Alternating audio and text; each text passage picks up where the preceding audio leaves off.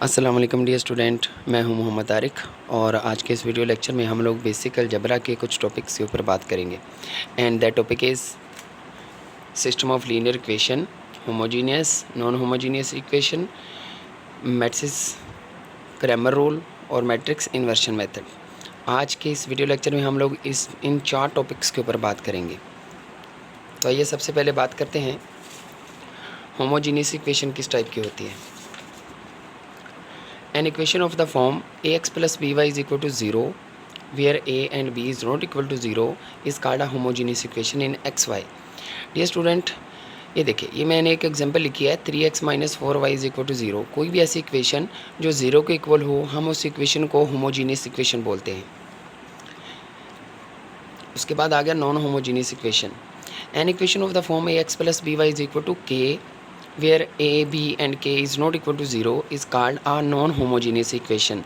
Dear student, ऐसी equation जो 0 के इक्वल ना हो और यहाँ पे k कोई भी एक रियल नंबर है, वो प्लस में भी हो सकता है, माइनस में भी हो सकता है। तो जो चीज़ 0 के इक्वल ना हो, हम लोग उसको बोलते हैं नॉन होमोजीनियस इक्वेशन। जैसे मेरे पास एक और एग्जांपल है 2x plus 3y is equal to 6। तो इस टाइप की इक्वेशंस को हम लोग नॉन होमोजीनियस इक्वेशन बोलते हैं।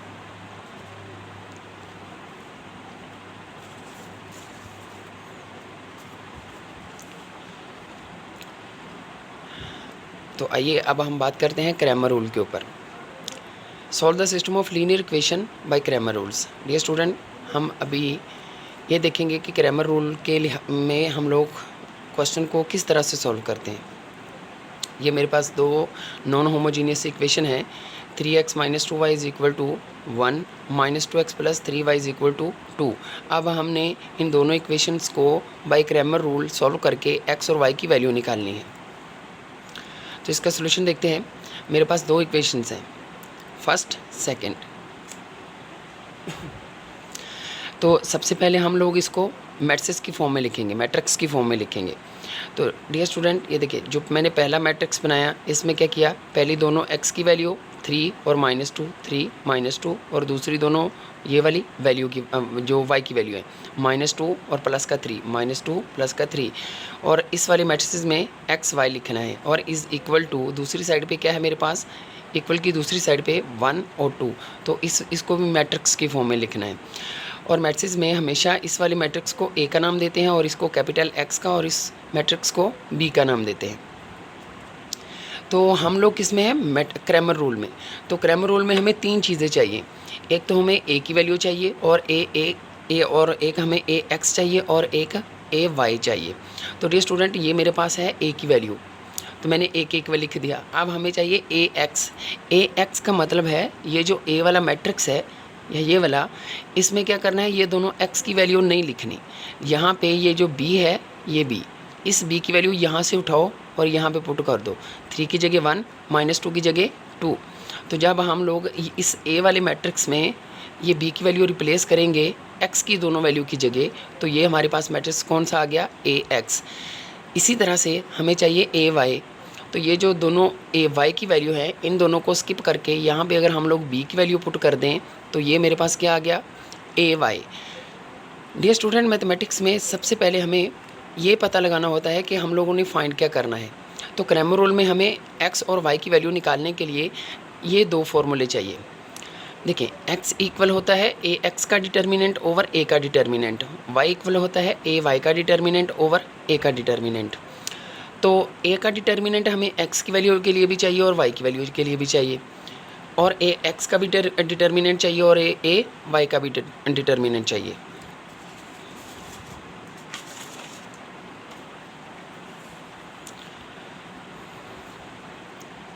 तो ये सबसे पहले हम लोग a का डिटर्मिनेंट निकालते हैं। डियर स्टूडेंट, ये एब्सोल्यूट का साइन है कि हम लोगों ने इधर भी डिटर्मिनेंट लिखा और इधर भी डिटर्मिनेंट, और a की वैल्यू कौन सी थी, 3 -2 3। तो इसका डिटर्मिनेंट किस तरह से ओपन करते हैं, फर्स्ट वाले को लास्ट वाले के साथ मल्टीप्लाई करना है, फर्स्ट वाले को लास्ट वाले के साथ मल्टीप्लाई करना है, और सेंटर में माइनस लिख के इस वाले नंबर को इस वाले नंबर के साथ मल्टीप्लाई करना है। तो 3 3 द 9, और ये minus as it, minus minus minus plus 2 2 द 4। तो हमारे पास जो ए का डिटर्मिनेंट है वो कितना आ गया 5 और is not equal to 0। Dear student, अगर आपके पास ए का डिटर्मिनेंट 0 आता है तो इसका मतलब ये है कि आपके पास जो ए है वो एक सिंगुलर मैट्रिक्स है। ऐसा कोई भी मैट्रिक्स जिसका आप डिटर्मिनेंट लें और आंसर 0 आ जाए उसको हम लोग सिंगुलर बोलते हैं। और अगर आपका जो ए है वो सिंगुलर हो तो हमारे पास जो सिस्टम दिया गया है वो इम्पॉसिबल होगा, वहाँ से हम लोग एक्स और वाई की वैल्यू नहीं निकाल सकते, तो इसलिए वो 0 नहीं होना चाहिए। तो अब हमारे पास ए एक्स था, अब हम लोगों ने ए एक्स का डिटर्मिनेंट लेना है। मेरे पास है ए एक्स इज़ इक्वल टू 1 2 -2 3। तो अब हम लोगों ने क्या करना है, इसका डिटर्मिनेंट लेना है। ए एक्स का डिटर्मिनेंट इज़ इक्वल टू 1 2 -2 3 का डिटर्मिनेंट। तो सेम जैसे हमने ऊपर वाले इक्वेशंस का डिटर्मिनेंट लिया, सेम टू सेम इसी तरह से इसका डिटर्मिनेंट लेंगे। फर्स्ट वाले को लास्ट वाले के साथ मल्टीप्लाई करना है और इस वाले नंबर को इस वाले नंबर के साथ क्रॉस मल्टीप्लाई करना है, और सेंटर में क्या आता है माइनस। तो 3 1 3, ये वाला माइनस और ये वाला माइनस क्या हो गया प्लस, 2 2 4। तो ए एक्स का डिटर्मिनेंट कितना आ गया 7। इसी तरह से हम लोग ए वाई का डिटर्मिनेंट निकालेंगे, वो कितना आ गया 8। तो अब चूंकि हमारे पास x निकालने का फॉर्मूला था ए एक्स का डिटर्मिनेंट ओवर ए का डिटर्मिनेंट, तो ए एक्स का डिटर्मिनेंट उसका आंसर कितना आया था 7, उसको ऊपर रखा और ए का डिटर्मिनेंट कितना है 5।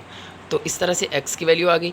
और सिमिलरली हम लोगों ने क्या किया, y की वैल्यू भी लिख ली कि ए वाई का डिटर्मिनेंट मेरे पास कितना आया था 8 और ए का डिटर्मिनेंट कितना था 5। तो इस तरह से हम लोग 2/2 के जो इक्वेशंस होंगी उसको सॉल्व करके हम लोग क्रैमर रूल में x और y की वैल्यू निकाल सकते हैं।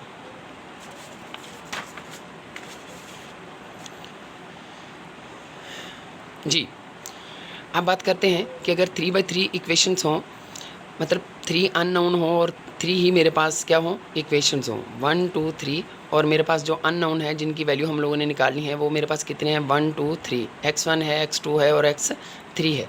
तो ये मेरे पास 3 इक्वेशन है, ये एक सिस्टम दिया गया है, इसमें से मैंने x1 x2 और x3 की वैल्यू निकालनी है बाय क्रैमर रूल। तो सबसे पहले हम लोग क्या करेंगे, इनको मैट्रिक्स की फॉर्म में लिखेंगे। तो ये वाला जो मेरे पास फर्स्ट मैट्रिक्स है इसमें हम लोगों ने इनके कोफिशिएंट लिखने होते हैं। ये मेरे पास x1 है, इसका कोफिशिएंट कितना है 3 और इसका कितना है 1 और इसका -1। तो इसको सेम टू सेम हम लोग कॉलम की फॉर्म में लिखेंगे 3 1 -1। दूसरा जो x2 है उसका है 1 1 2 1 1 2।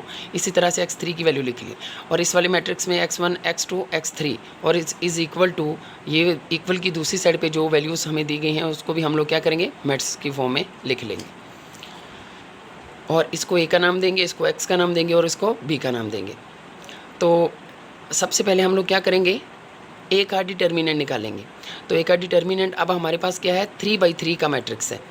तो हम लोग इसको किस तरह से ओपन करते हैं, ये मैंने लिखा है एक्सपेंडिंग बाय R1।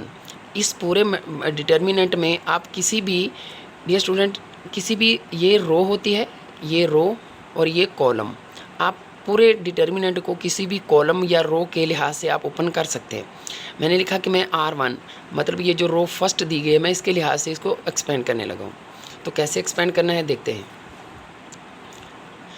ज़रा गौर से देखिएगा, क्योंकि आगे भी हमने 3 ऐसे डिटर्मिनेंट को ओपन करना है, और अगर आपको एक समझ में आ गया तो दूसरे भी ऑटोमेटिकली समझ में आ जाएंगे। तो 3/3 के डिटर्मिनेंट को किस तरह से ओपन किया जाता है कि पहले फर्स्ट लिखा 3, और ये जिस रो और कॉलम में है वो छोड़ के बाकी ये चारों के चारों नंबर्स डिटर्मिनेंट में लिखने हैं। फिर माइनस लिख के ये वाला डिजिट लिखना है, और फिर ये जो 1 है ये जिस रो और जिस कॉलम में होगा वो छोड़ के बाकी के ये जो चारों हैं ये डिटर्मिनेंट की फॉर्म में लिखने हैं। फिर प्लस लिख के ये वाला डिजिट लिखना है, ये वाला लास्ट वाला। तो ये जिस रो और कॉलम में है वो छोड़ के बाकी चारों के चारों लिख लेने हैं। अभी देखें 3 एज इट, इसका डिटर्मिनेंट हम लोग कैसे ओपन करेंगे, फर्स्ट वाले को लास्ट वाले के साथ मल्टीप्लाई करेंगे और सेंटर में माइनस फॉर्मूले वाला और इसको इसके साथ मल्टीप्लाई करेंगे, और ये माइनस एज इट 1 को इसके साथ मल्टीप्लाई किया यही चीज़ आएगी, इसलिए हमने 1 को छोड़ दिया। 1 को -1 के साथ मल्टीप्लाई करना है और ये माइनस माइनस प्लस, और फिर एक माइनस फॉर्मूले वाला 2 1 2 प्लस माइनस माइनस, फिर इसको इसके साथ मल्टीप्लाई करेंगे, इसको इसके साथ। जब इसको सिंप्लीफाई करेंगे तो मेरे पास ए का डिटर्मिनेंट कितना आ गया 9।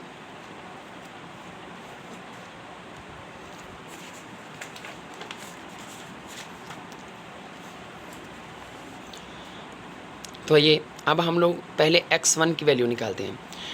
डियर स्टूडेंट, मेरे पास जो ए में एक मैट्रिक्स दिया गया था ये वाला, जब हम लोगों ने x1 की वैल्यू निकालनी है तो ये मेरे पास जो कोफिशिएंट x1 के दिए गए थे, जब x1 की वैल्यू निकालनी है तो इस वाले कॉलम को रिमूव करके स्किप करके यहाँ पे हम लोगों ने ये वाली जो b की वैल्यू है इसको यहाँ से उठाना है और यहाँ पे रिप्लेस करना है। तो ये मैंने यहाँ पे रिप्लेस कर दिया और बटे में क्या है, a का डिटर्मिनेंट। अब ये क्या है, ये 3/3 का डिटर्मिनेंट है, तो इसको कैसे ओपन करेंगे, -4 लिखा, ये जिस रो और कॉलम में है छोड़ के बाकी चारों के चारों, फिर 1 -1 लिखेंगे, माइनस लिख के ये वाला डिजिट लिखेंगे, और ये जिस रो और कॉलम में है वो छोड़ के बाकी चारों के चारों लिखेंगे, फिर ये -1 लिख के ये जिस रो कॉलम में है वो छोड़ के बाकी चारों के चारों लिखें। तो ये मैंने इनको लिख के ओपन किया, और जब मैं इसको सिंप्लीफाई करूँगा तो मेरे पास x1 जो है वो कितना आ गया, -1। तो सिमिलरली हम लोग x2 और x3 की वैल्यू निकाल सकते हैं। ये स्टूडेंट x2 निकालने के लिए जो a का डिटर्मिनेंट है, सॉरी जो a की वैल्यू है वहाँ पे हम लोग क्या करेंगे, दूसरे कॉलम को स्किप करके वहाँ पे b की वैल्यू रिप्लेस करेंगे और इसको ओपन करके 9 पे डिवाइड करेंगे। x3 की वैल्यू निकालने के लिए हम लोग जो a मैट्रिक्स है मेरे पास, उसमें जो तीसरा कॉलम है उसको रिमूव करके वहाँ पे हम लोग क्या करेंगे, b की वैल्यू लिखेंगे, और जब इसको ओपन करेंगे, ओपन करके 9 पे डिवाइड करेंगे तो x3 का आंसर कितना आ गया, 2। तो इस पूरे सिस्टम में हमारे पास x1 की वैल्यू आ गई -1, x2 की 1 और x3 की वैल्यू 2।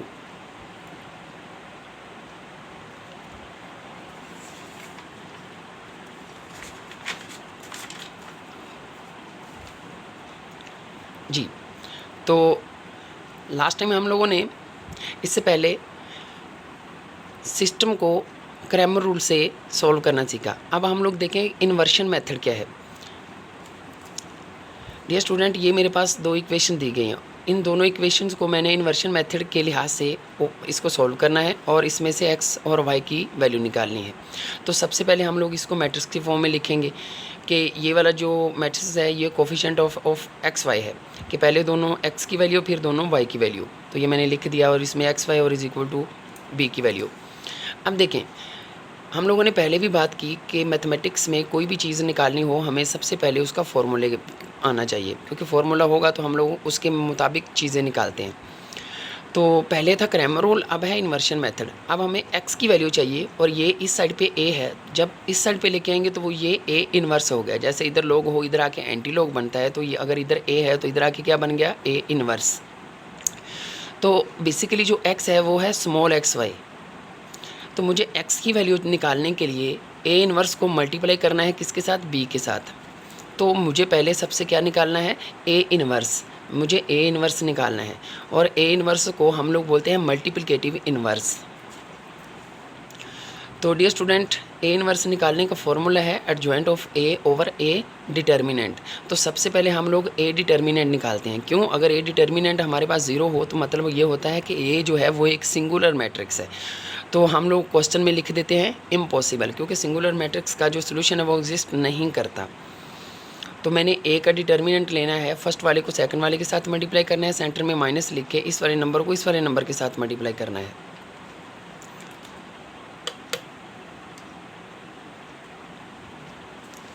जी, तो 2 टू द 4, ये माइनस और ये माइनस, यहाँ पे माइनस था मैंने पहले नहीं लिखा, सॉरी, ये माइनस और ये माइनस हो गया प्लस 2, 2 3 द 6, 4 + 6 is equal to 10 is not equal to 0। A का डिटर्मिनेंट 0 नहीं आया, मतलब ये कि ए जो है वो एक नॉन सिंगुलर मैट्रिक्स है, तो जो सोल्यूशन है वो एग्जिस्ट करेगा।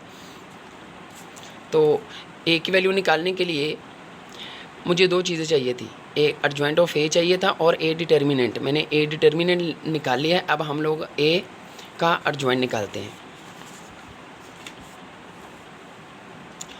डियर स्टूडेंट, एडजॉइंट ऑफ ए कैसे निकालते हैं कि जो मेरे पास ए डिटर्मिनेंट है, जो मेरे पास ए डिटर्मिनेंट है, सॉरी ए का जो मैट्रिक्स है मेरे पास, उसमें फर्स्ट और लास्ट, बात याद रखिएगा, जब 2/2 का मैट्रिक्स हो तो हमने उसका एडजॉइंट निकालना हो तो फर्स्ट और लास्ट इन दोनों को आपस में रिप्लेस करते हैं कि इस वाले नंबर को यहाँ पे लिख लिया, इस वाले नंबर को यहाँ पे लिख लिया, और इन दोनों नंबर्स के हम लोग साइन चेंज करते हैं। फिर देख लें एडजॉइंट कैसे निकालते हैं कि इन दो नंबर्स को इंटरचेंज करते हैं और इन दो नंबर्स का हम लोग साइन चेंज करते हैं। जी, तो इन दोनों इन नंबर्स को मैंने इंटरचेंज किया और ए जो मैट्रिक्स है उसमें जो मेरे पास 2 यहाँ पे जो नंबर था वो -2 था, तो इसका जब साइन चेंज करेंगे तो वो प्लस का 2 हो गया और प्लस का 3 जो था वो माइनस का 3 हो गया। तो मेरे पास एडजॉइंट भी आ गया, ए डिटर्मिनेंट भी हम लोगों ने निकाल लिया। तो ए इनवर्स का फॉर्मूला था adjoint of A over A determinant, तो ऊपर मैंने उसका एडजॉइंट लिख दिया, बटे में उसका डिटर्मिनेंट। अब मेरे पास इक्वेशन क्या थी, x is equal to A inverse into B. तो मैंने पहले ए इनवर्स की वैल्यू लिखी, फिर बी की वैल्यू लिखी। अब आपने ऐसे ही समझना है कि ये जो 10 है ये है ही नहीं, और हम लोग क्या करेंगे, इन दो मैट्रिक्स को आपस में मल्टीप्लाई कर देंगे, इस वाले मैट्रिक्स को इस वाले मैट्रिक्स के साथ। बाज़ औक़ात स्टूडेंट्स और टीचर क्या करते हैं कि इस 10 को इन सब के बटे में लिख देते हैं, फिर मल्टीप्लाई करना थोड़ा मुश्किल होता है। तो आप लोग क्या करें, पहले इसको समझें कि ये है ही नहीं, और इन दो मैट्रिक्स को आपस में मल्टीप्लाई कर दें, और जो इनके आंसर होंगे उनके बटे में हम लोग इसको डिवाइड करेंगे। तो देखिए, इस टॉपिक में हम लोग ये भी देखेंगे कि मल्टीप्लाई कैसे करते हैं। ये दो मैट्रिक्स है मेरे पास, तो डियर स्टूडेंट, मैट्रिक्स की जो मल्टीप्लिकेशन है वो इस तरह से होती है कि इस जो पहला हमें मैट्रिक्स दिया गया है उसमें फर्स्ट रो को इधर कॉलम के साथ मल्टीप्लाई करना है। तो ये है मेरे पास रो और ये है मेरे पास कॉलम। अगर इस तरह से समझना है तो आप लोग ऐसे समझ लें कि फर्स्ट वाले को फर्स्ट वाले के साथ मल्टीप्लाई करना और सेकंड वाले को नीचे वाले के साथ मल्टीप्लाई करना है। तो 2 को 4 के साथ मल्टीप्लाई करेंगे तो कितना आएगा 8, ये भी प्लस का ये भी प्लस का, तो प्लस आ गया। 2 6 था 12, सेम टू सेम। अब मैंने ऊपर वाली क्या क्या रो को पूरे कॉलम के साथ मल्टीप्लाई कर लिया। अब आप ये समझे कि ये है ही नहीं। अब इस रो की बारी कि हम लोग क्या करेंगे, फर्स्ट वाले को फर्स्ट वाले के साथ मल्टीप्लाई करेंगे और सेकंड वाले को नीचे वाले के साथ मल्टीप्लाई करेंगे। तो जब -3 को 4 के साथ मल्टीप्लाई किया तो कितना आ गया -12, ये भी प्लस का ये भी प्लस का, तो 2 6 टाइम इज़ 12। तो इन दोनों को ऐड करेंगे 20 आएगा, ये दोनों कट गए तो क्या आ गया 0। तो देखिए, मैंने दो मैट्रिक्स को मल्टीप्लाई करके सॉल्व किया तो आंसर आ गया 20 और 0। अब इस 10 को इस 20 के बटे में भी लिख दे और 0 के बटे में भी लिख दिए, मैंने लिख दिया। इसको कट करेंगे तो 2 और 0, अगर ऊपर 0 हो तो सारी टर्म 0 हो जाती है। तो डियर स्टूडेंट, ये जो फर्स्ट वाली टर्म है ये x की वैल्यू है और ये y की वैल्यू है। तो ये था मेरे पास इक्वेशंस को बाय इन्वर्शन मेथड सॉल्व करना। आज के लिए इतना ही। इंशाल्लाह जल्द ही नेक्स्ट लेक्चर के साथ हाज़िर होंगे। तब तक के लिए अल्लाह हाफ़िज़।